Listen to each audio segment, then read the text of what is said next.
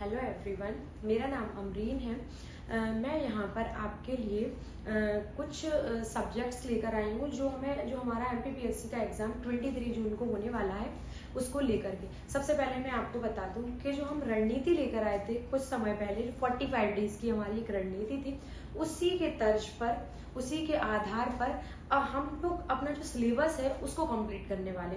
देखो क्या है कि पहले तो हमारे पास 45 डेज थे, लेकिन अभी हमारे पास अगर हम देखें तो 35 डेज, और 35 डेज मतलब सफिशिएंट है। हम लोग तैयारी कर सकते हैं, इसमें कोई ना तो बहुत ज़्यादा टाइम है और ना बहुत कम टाइम है कि नहीं इस टाइम पे हम तैयारी नहीं कर सकते, ऐसा कुछ नहीं है।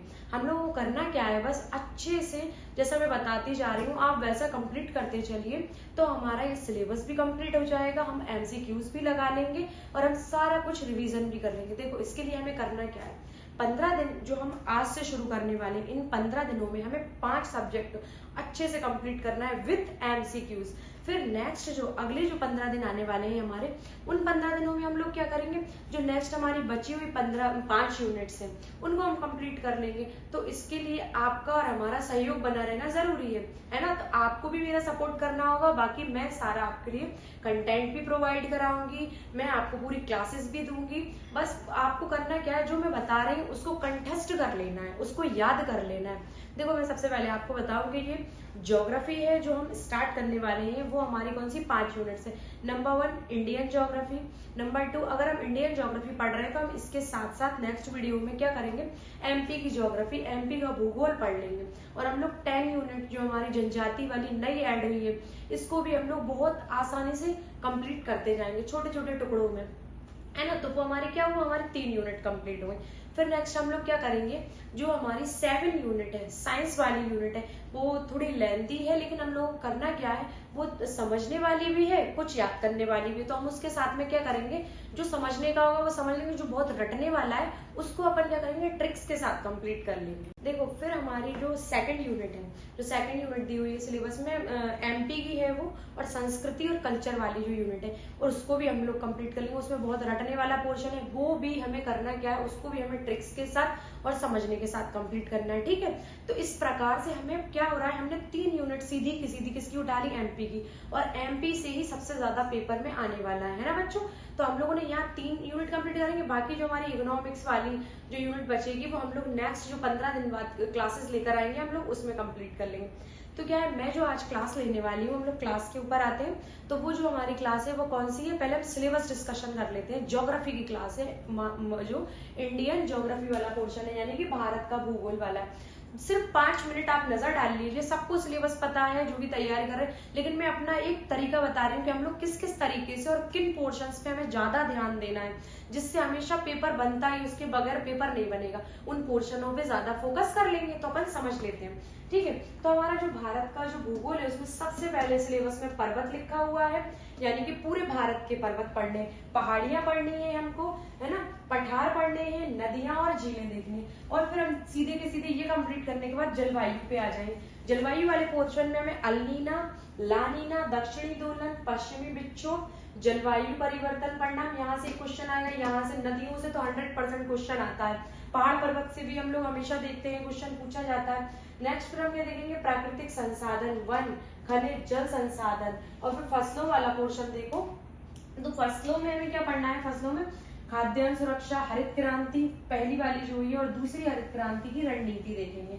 फिर नेक्स्ट हम क्या देखते हैं, ऊर्जा के परंपरागत, गैर परंपरागत स्रोत, ये सारे ये नया जुड़ा हुआ है, तो देखना इससे तो क्वेश्चन बनने वाला है, यहाँ से तो आएगा।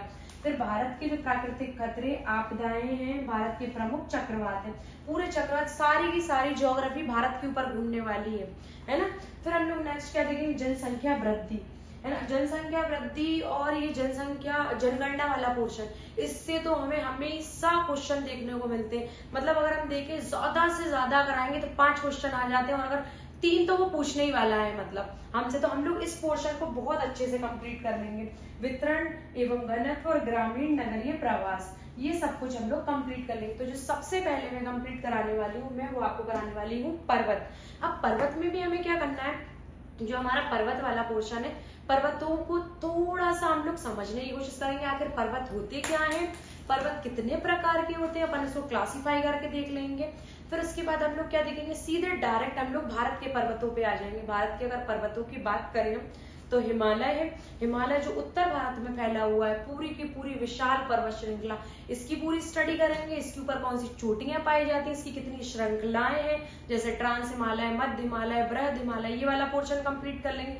फिर नेक्स्ट हम लोग इसकी सबसे ऊंची चोटी कौन सी है, भारत में हिमालय पे सबसे ऊंची चोटी कौन सी है, ये वाला पोर्शन कंप्लीट करेंगे। दर्रे देखेंगे हम लोग, यहाँ हिमालय से निकलने वाले नदियां, झीलें, ये सारा पोर्शन अपन यहाँ से। फिर नेक्स्ट अपन नीचे उतर के आएंगे तो हम देखेंगे पूरी जो राजस्थान से नीचे से मजनू टीला तक दिल्ली की जो फैली हुई है वो कौन सी, अरावली पर्वत श्रृंखला, तो हम यहाँ अरावली पर्वत श्रृंखला पढ़ लेंगे। फिर हम नेक्स्ट क्या देखेंगे, यहाँ से यहाँ तक ये वाले पोर्शन में हमारी अरावली फैली हुई है, ठीक है ना। और ये हमारा क्या था, यहाँ पे हमारा पूरा हिमालय वाला पोर्शन है, तो हम लोग यहाँ से पूरा हिमालय कंप्लीट कर लेंगे। फिर हम देखते हैं विंध्याचल पर्वत श्रृंखला, जो कि मध्य प्रदेश में भी है। तो हम मध्य प्रदेश में तो मतलब ज्योग्राफी में तो बहुत अच्छे से पढ़ेंगे, लेकिन थोड़ा सा हल्का फुल्का सा समझ लेंगे इसको। विंध्याचल पर्वत देख लेंगे अपन लोग। फिर सतपुड़ा पर्वत देख लेंगे, सतपुड़ा पर्वत श्रृंखला पूरी। फिर जब हम यहाँ आएंगे, ये प्रायद्वीपीय भारत वाला पोर्शन, तो यहाँ पे छोटी छोटी सी पहाड़ियां हैं, है ना, तो इन पहाड़ियों की भी अपन स्टडी करेंगे। प्रायद्वीपीय भारत बोलते हैं इसको अपन लोग, प्रायद्वीपीय भारत बोलते हैं। और ये दोनों जो साइड के किनारे हैं, जिनको अपन लोग क्या बोलते हैं, ये है हमारा पूर्वी तट, पूर्वी तट, और ये है हमारा पश्चिमी तट। इन सब की हमें ऐसे स्टडी करनी है कि हम फटाफट से इनके जो एग्जाम के पॉइंट ऑफ व्यू से है सारे क्वेश्चन कंप्लीट कर लें। देखो अपन ने क्या देखा, हमारे सिलेबस में जो सबसे पहले लिखा हुआ था वो था पर्वत, ठीक है। तो अब हमें पर्वत तो पूरे इंडिया के पढ़ने, लेकिन हमारी एक चीज होती है कि हमें पता तो हो गई कि पर्वत होते क्या है और कितने प्रकार के। तो हम सबसे पहले क्या देखते हैं, जिसका ढाल तीव्र, ये शिखर जो है ना वो संकुचित हो, है ना, ढाल कैसा हो, ये हो गया ढाल तीव्र हो, शिखर संकुचित हो और अपने आधार से 1000 मीटर तक की ऊंचाई पर हो। 1000 ऐसी उच्चावच स्थलाकृतियों को, ऐसी कैसी उच्चावच स्थलाकृतियों को हम लोग क्या संज्ञा देते हैं, उसको हम लोग पर्वत की संज्ञा देते हैं। आप पूछोगे मैम अगर 1000 से कम हो जाए तो फिर हम क्या बोलेंगे, देखो बच्चों अगर 1000 से कम हाइट हो जाती है ना, तो ऐसी पर्वत श्रृंखला को हम लोग क्या पहाड़ियां बोलते हैं, है ना, क्या बोलते हैं, पहाड़ी। लेकिन 600 मीटर तो कम से कम उसकी हाइट होना चाहिए। 600 मीटर से 1000 मीटर पे अगर ये पहुंच गई तो समझो वो क्या कहलाएगा, वो पर्वत कहलाएगा। कैसा हो, जिसका ढाल हो तीव्र, शिखर हो संकुचित, अपने आसपास के क्षेत्र से 1000 मीटर तक की इसकी ऊंचाई हो, ऐसी उच्चावच स्थलाकृतियों को हम क्या कहते हैं, पर्वत कहते हैं। अब चलो पर्वत तो हमें समझ में आ गया, क्या मैम ये कुछ प्रकार के भी होते हैं, हाँ, तो ये इनके कई प्रकार हैं। तो कौन कौन से प्रकार है, एक तो है हमारा मूलधार पर्वत, मूलधार और बलित पर्वत, एक है हमारा ब्रंश पर्वत, गुंबदाकार, अवशिष्ट और मिश्रित, और भी कई प्रकार है। लेकिन जिनका रिलेशन हमारे भारत के पर्वतों से मैंने आपको वो समझाने के बेस से ले लिए हैं, है ना, उनके प्रकारों को। जैसे मूलधार और बलित पर्वत का एग्जांपल देखें तो सबसे पहले जितने भी ऊंचे पर्वत बनते हैं, जैसे रॉकीज है, एंडीज है, और हमारा जो हिमालय है, वो किस प्रकार का पर्वत है, वो है हमारा मूलधार पर्वत। जब हम हिमालय पढ़ेंगे ना तो हम इसकी प्रोसेस को समझेंगे, आखिर ये मूलधार हो कैसे जाते हैं, उनकी हाइट इतने ऊपर तक कैसे चली जाती है, ठीक है। अब ब्रंश पर्वत, ये मूलधार पर्वत बनते कैसे हैं, थोड़ा सा इसको समझ लो। जो मूलधार पर्वत बनते हैं ना, इनका क्या है, अंदर से इंटरनली इनमें क्या होता है, संपीड़नात्मक बल लगता है। संपीड़नात्मक इसमें जो बल लगेगा तो क्या होगा, जिसके चलते अंदर के चलते हुए इनकी ऊंचाई एकदम से ऊपर की ओर बढ़ती है। जैसे अपन ने किसी चीज पे बल लगाया, जैसे ये हमने लिया, आसपास के क्षेत्रों से अपन बल लगा रहे हैं और एकदम अपन साइडों से तो बल लगाना, जो ऊपर का पोर्शन ऊपर की तरफ उठ जाए, ये ऊपर की ओर गया और ज्यादा लगा दोगे तो क्या बलन से पड़ जाएंगे। इसको अवनति और अभिनति बोलते हैं, लेकिन आप उस पर अभी ध्यान मत दो। आप बस इतना ध्यान दो कि जो ऊपर की तरफ चला गया, यहाँ आसपास अपन ने फोर्स लगाया और ऊपर, तो ऐसे पर्वतों को अपन क्या कहते हैं, ऐसे पर्वतों को अपन क्या कहते हैं, मूलधार बलित पर्वत कहते हैं। बाकी जो इतनी प्रोसेस जितनी भी होगी ना, जब हम हिमालय पढ़ेंगे तो हिमालय में इसकी पूरी प्रोसेस को समझ लेंगे। फिर हम देखते हैं ब्रंश या ब्लॉक पर्वत। ब्रंश और ब्लॉक, जब कोई चीज पास आ रही है तो कहीं से कोई चीज दूर भी जा रही होगी, तो क्या होता है, आसपास के क्षेत्रों में इंटरनली खिंचाव है, जो जमीन के अंदर पृथ्वी के नीचे जो चीज प्रोसेस चल रही, तो क्या हो रहा है, इंटरनली अंदर की तरफ तनाव के कारण, नीचे से जब तनाव लगेगा तो दोनों चीजों में तनाव लगेगा तो खिंचन होगी, खिंचने की वजह से जो बीच में दरार या ब्रंच पड़ जाएगा, तो क्या होगा, बीच की चीज अंदर चली गई, ये गैप आ गया, दरार आ गई, और आसपास जो उठे हुए एरिया रह गए कुछ इस प्रकार से।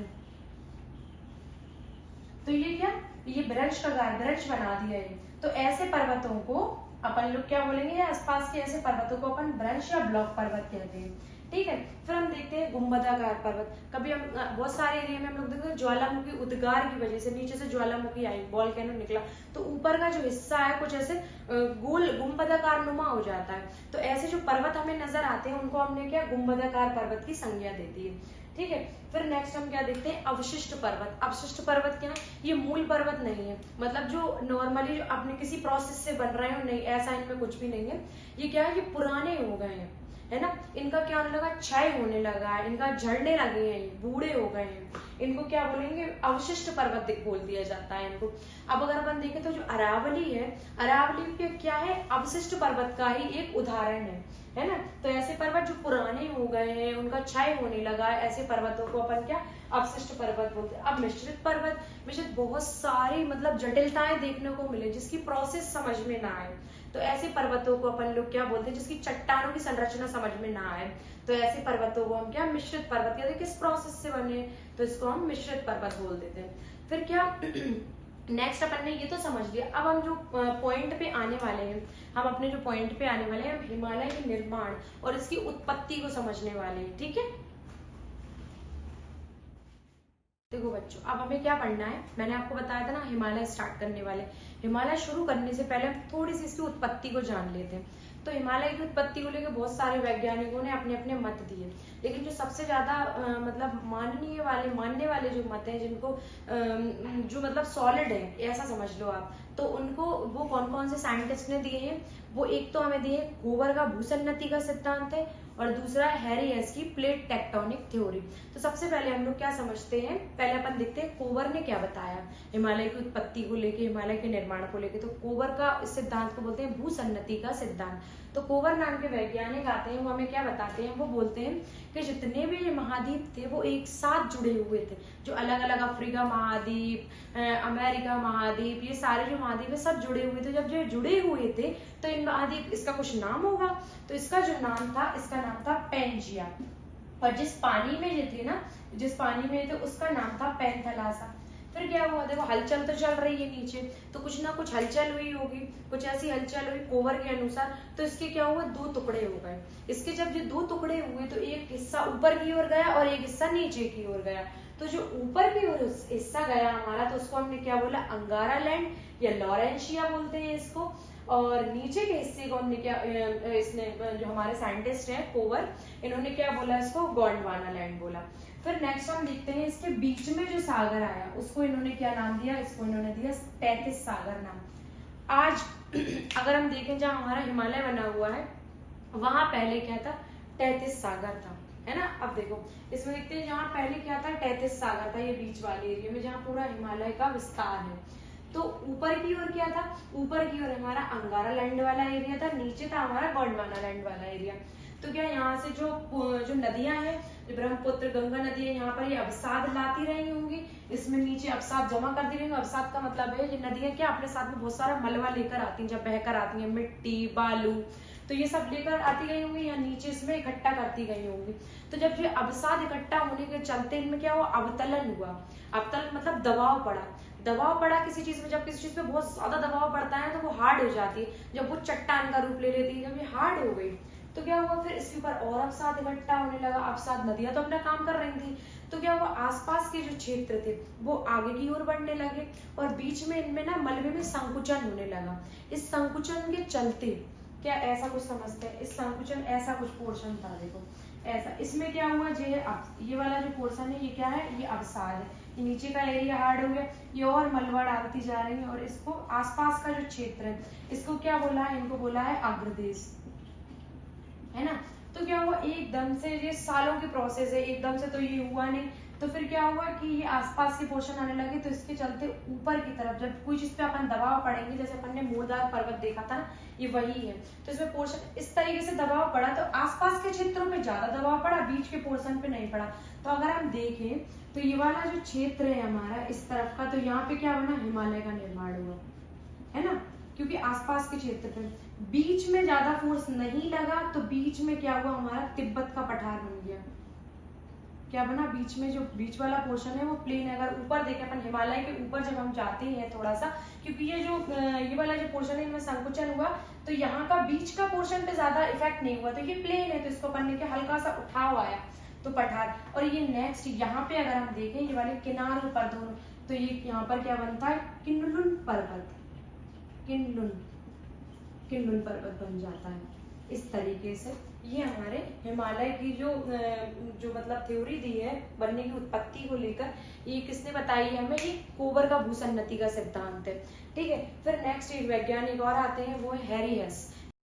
जो हैरी हेस नाम के वैज्ञानिक हैं, वो भी क्या हिमालय की उत्पत्ति को लेकर सिद्धांत लेकर आए। इनके जो मतलब कोबर का सिद्धांत था, और नेक्स्ट क्या है हमारे हैरी हेस है। हैरी हेस नाम के वैज्ञानिक हमें क्या बताते हैं, पृथ्वी की सतह से 200 किलोमीटर अंदर की ओर जाने पर क्या होता है, कुछ चट्टानें गतिमान है, उन चट्टानों को क्या बोलते हैं, उन चट्टानों को जो नाम दिया गया है वो प्लेट बोला गया।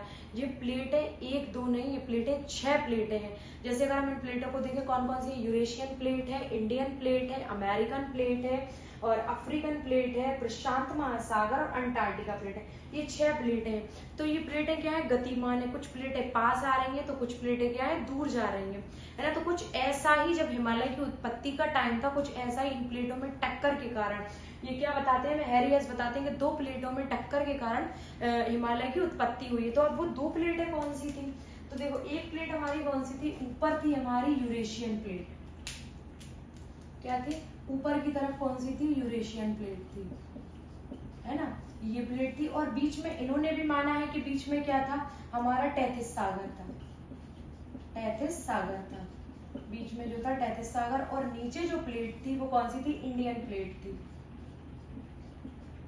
इंडियन प्लेट थी।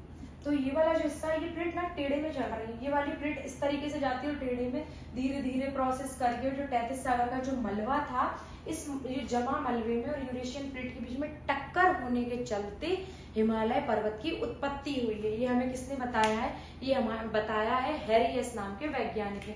देखो बच्चों, अपन ने यहाँ पे क्या पूरी उत्पत्ति तो कंप्लीट कर ली, लेकिन हम इसकी श्रृंखलाएं जो है, श्रृंखलाएं हैं पूरे जो हमारे हिमालय की हैं, चारों श्रृंखलाओं को एक साथ पढ़ना पॉसिबल नहीं है। इसके लिए मैं एक अलग से 2 वीडियो और लेकर आऊंगी हिमालय की, उसको हम लोग पूरा हिमालय पूरा कंप्लीट कर लेंगे, जिससे MCQs भी लगा लेंगे हम लोग उसमें। अगर आपको मेरी वीडियो अच्छी लगती है तो आप इस पे कमेंट करें, मेरे चैनल को सब्सक्राइब करें। Thank you.